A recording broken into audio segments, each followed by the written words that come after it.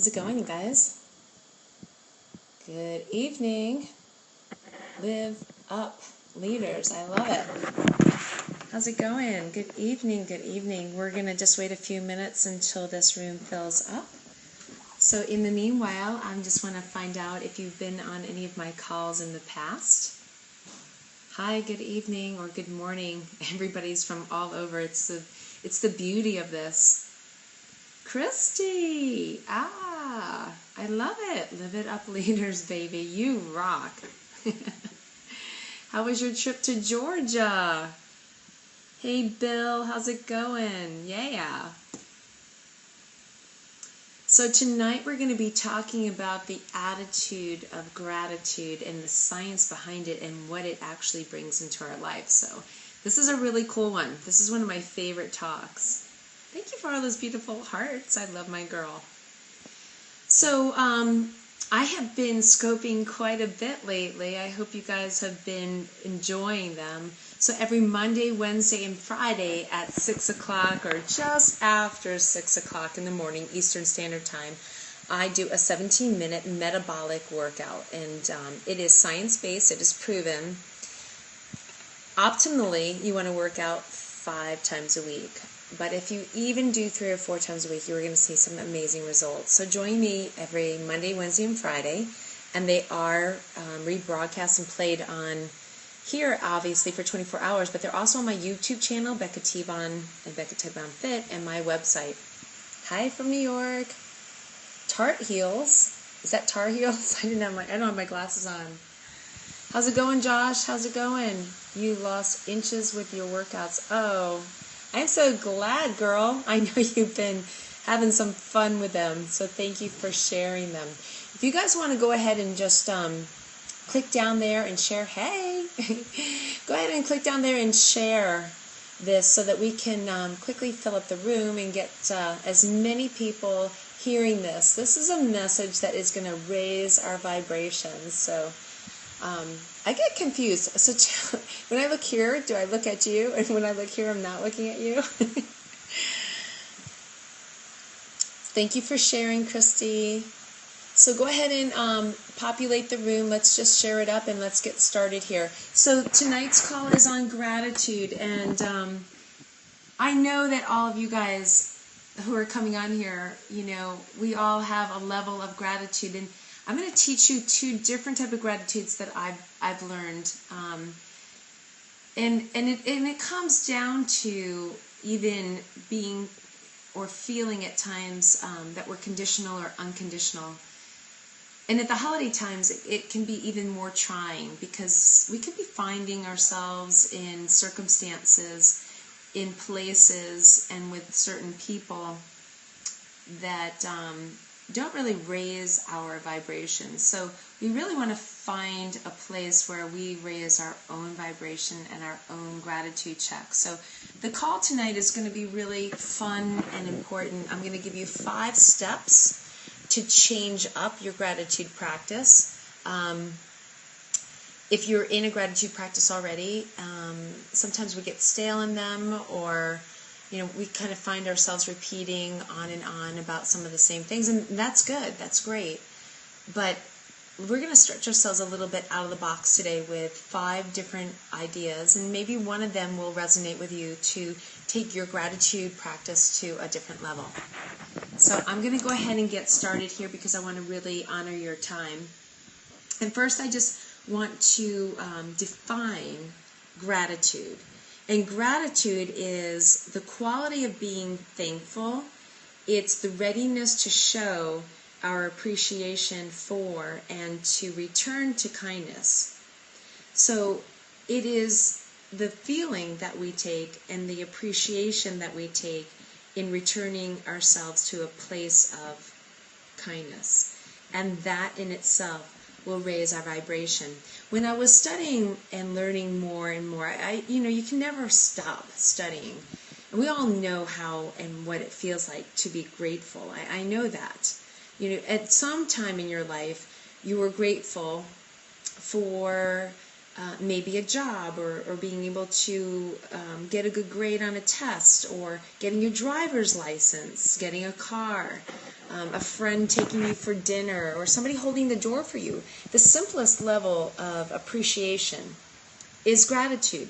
There's no higher level. It's like wrong or right.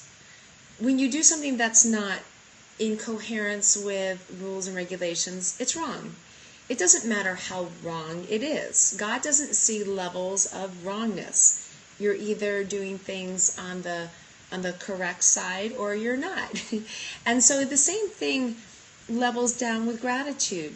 The smallest level and the littlest things that we can really pinpoint and find to stop and be grateful for are sometimes the best levels of gratitude, because you may find yourself in a place where you're not in abundance, where you're not having a lot of success getting that job, or closing in on a house that you really wanted. And so where does that level of gratitude come? And that's where this concept of zero-based gratitude is that I'm going to teach you about next. So zero-based gratitude considers the concept, and it was written by a guy named Jonathan. I didn't find his last name, but perhaps you've heard of zero-based budgeting, and that's a technique that is used in businesses as far as contrasting to traditional incremental budgeting. So zero-based gratitude is really an interesting concept, because most people base their gratitude on, if they got a raise, if they got a bigger house, if they got another car, if they have a new love interest, or if they have a healthy baby. Then you find that really amazing place of gratitude. Do you guys resonate with that? When something really great happens, you feel that high level of gratitude. But what happens if you lose a job? If you're forced to downsize? What happens if something happens to your spouse? Or you or somebody you know gets ill? What if something happens in your life that is the utmost disappointment? What happens if you're angry? Where does all this go? Because at that point you may not feel blessed, right? So if something really bad occurs to somebody that you love, or to yourself, then you're not feeling blessed. And then that is called incremental gratitude. You're only feeling gratitude when something really great happens. Does that make sense, you guys? Just say yes. I just want to make sure that you understand incremental gratitude. Just give me a yes or a heart. Just push down a heart if you understand incremental gratitude. Welcome to our talks tonight. We are talking about gratitude. And so we just talked about incremental gratitude, and that is what happens when something really great happens. Then and only then do we get to our knees and we're just like grateful. So suppose our gratitude could be turned around to zero-based gratitude. Here's the lesson, you guys. Because with zero-based gratitude, we would be grateful for everything, every day, regardless of whether we had more or less yesterday. So it's not based on what we had or what we know of yesterday. It's simply based on what we know right now, and living in the very present, and living in the very, very simplistic of now. It's okay to be grateful for those incremental things, don't get me wrong. It's important to acknowledge when something really fabulous happens that you've been waiting for. I get that. But it's also important to get to that place and understand an acknowledgement of zero-based gratitude. And why? Because how many people, I know lots of people who have made millions and lost millions. Can you imagine that? Can you imagine getting the call from the doctor that you need to come in right now because they found something really wrong with you? So in incremental gratitude, you are challenging yourself to only find those things that are whooping wow that are happening in your life. But in zero-based gratitude, you're actually doing the opposite. And that's kind of a beautiful thing. Because suppose you had to go from a 4-bedroom house down to a 1-bedroom house. Suppose you had to sell your car and take the bus to get to work. Suppose you went to buy lunch and you only had $5. Then what? Then do you find yourself in a place of depression, of sadness, not feeling quite up to par? In zero-based gratitude, you wouldn't. And that's the whole key. Because in zero-based gratitude, you would be grateful that you have the $5 and you would find something really healthy, in my world, to eat for those $5. In zero-based gratitude, if you had to move from a 4-bedroom home down to a 1-bedroom apartment, you would still find that gratitude because you have a roof over your head, because you have safety and security. In incremental gratitude, which a lot of us do, including myself, we might find ourselves for that moment, some of us for very many moments, for months or years, if we had to go from a 4-bedroom down to a 1-bedroom, woe is me, and having that pity party. But in a zero-based gratitude, you would never find yourself in a pity party, and that's the vibration of health. That's where you're going to start finding yourself being able to move up in your thinking and in your being and in how you're socially interacting. You're going to find yourself in a different place and in a different space in a zero-based gratitude. So I'm going to give you guys a little bit of a challenge. I would like you to take a couple of minutes right now and jot down some feelings of gratitude that you have in your life. And when you write them down, make yourself 2 columns and do one that's zero-based and do one that's incremental.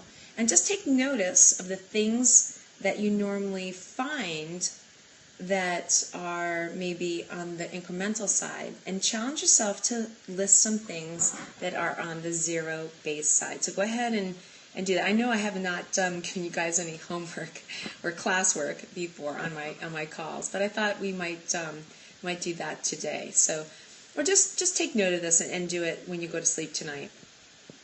So I want you to kind of think out of the box, because in a zero-based attitude of gratitude, you might find yourself like, what else is there? Okay, so I'm grateful I have 2 legs. I'm grateful I have 10 fingers. I'm grateful I can hear. I'm grateful I can see. I'm grateful I can walk. I'm grateful I have a car. Okay, so that's awesome. But think outside the box. How about feeling grateful that you're not sick? Okay, so you're healthy. Grateful you're not sick. Grateful that you're healthy. Grateful you don't have that headache. Grateful that you're feeling good. Grateful that you have a job to go to. Grateful, so just kind of think out of the box here for a little bit. Grateful that you have me tonight. Just kidding. No, I'm not. I'm grateful that I have you. So I want you to do that. Now I'm going to give you 5 action steps to change over your way of even getting into your gratitude practice, because I know that it can get monotonous. I know I always have to bring some jokes into it, don't I, Christy? I'm grateful for my apple cider vinegar. Thanks for joining here tonight. We're just finishing up. We're going to go through 5 quick steps on ways we can change up our gratitude. And one is prioritizing your gratitude through your daily practice and change it up. So I just gave you one. So, our brains adapt over time to the efficiencies of what we're thinking and doing. So it's important to change it up. So I just actually gave you one. Instead of just being grateful for being healthy, like name, I'm so grateful I don't have a cold. Like I was taking notice of that today. I have gone a whole year without a cold. I'm freaking over the chart grateful. My colds turn to crazy bronchitis, which turns to asthma, and then I can get really sick this time of year. So I am so grateful I am healthy. I'm so grateful I didn't get sick, and I'm so grateful that my health practices are really starting to finally work big time. So the last 2.5 years I have really had very few instances of being sick, so I'm super grateful. So you want to practice changing it up. Another thing that you can do is don't get caught in what is called negative bias. A negative bias is a concept in psychology where we have a tendency to see the obstacles more clearly than we see the solutions. Anybody out there understand that and resonate with that? So in a negative bias where we see the obstacles more clearly than we're seeing our solutions, it may be very obvious that you're in a place that is not so serving to you right now. During the holiday times, this is one of the hardest times for many people, especially people who are single. So for them, they may see themselves as lonely. They may name it as lonely. When you're single, you may name it as lonely. Anybody out there? Listen, I am a single woman, but I am certainly not, well, I'm actually dating somebody, but I'm not married. I'm not lonely. And there was a couple of times in the last 6 years where I did feel lonely, but I did something about it. So in a negative bias, you would not even see clearly to finding a solution so that you wouldn't feel that way. So you want to find solutions, you want to strategize, you want to be a strategic partner with yourself, with your consciousness, and create positive consciousness. Can we get married? If you can spell married, we can get married. So negativity bias, you don't want to take part in that nonsense. You want to be thankful for what matters. Let's get down to the simplest things. I'm very, very blessed in my life. I'm very blessed with great children, great friends. I have many great friends on this call tonight. Christy's on here, and there's a couple other people on here, so I'm grateful for you guys. There was a time where I didn't have as many great friends. I didn't spend the time on my relationships. So what did I do? I made a point of it. I made it a priority. I made it a priority to really nurture friendships. And now I'm so blessed with like great, amazing people. Coaches, mentors, peers, neighbors. I know if I ever got in trouble, I could pick up the phone. And it was just a matter of really getting into the gratitude of some of the amazing people that were in my life and really nurturing those relationships. Another thing you can do is align your intentions, which is what I just actually, it's a double, I just gave you double. Aligning your intentions with your gratitudes. And sometimes it's just as simple as taking time, like specifically laying out. Let's take this next week as an example and set the intention for something for this week, for something of gratitude for this week, and express your gratitude in that every single day. It could be that you got to work out. It could be that you, whatever it is, write it down, name it. You have to be specific.